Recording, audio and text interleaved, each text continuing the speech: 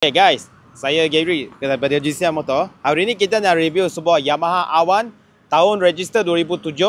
Ini model inline punya Awan. Dia bukan cross brand dia inline punya. So dia punya sound seperti macam S1K punya sound, macam J8 punya sound. Alright, so masing-masing ada setengah orang memang suka dia punya engine sound yang macam ni. So ada setengah yang tak suka sound yang macam cross brand. So register 2007 Yamaha Awan, dia buat Red Bull Edition punya warna. Alright, so datang dengan jajan. Harga jualan hanya 30,800. Korang boleh dapat Yamaha Awan.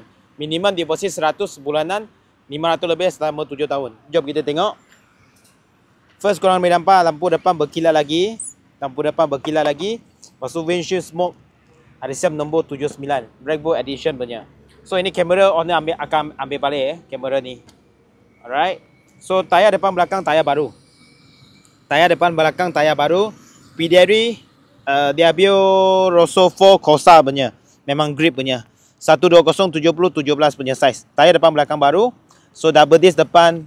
Semua warna dia dah buat restore. Kaliper semua lawa lagi. USD fork adjustable. Alright. So Brembo punya pump. Okay, Brembo punya pump atas. Ada winglet carbon dia tambah.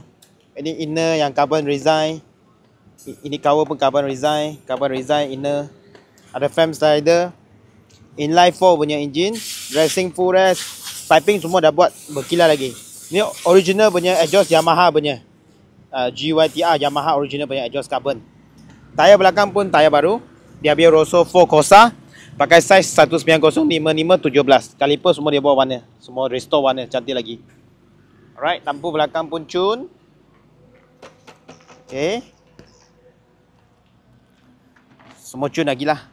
Okay, suspension belakang pun adjustable. Lepas tu mileage hanya 49,000. Ada siap damper. Ini jangan tengok. Ini dia akan ambil balik. Ini recorder dia. So ada damper. Mileage 49,000. So lah kita check sound dia.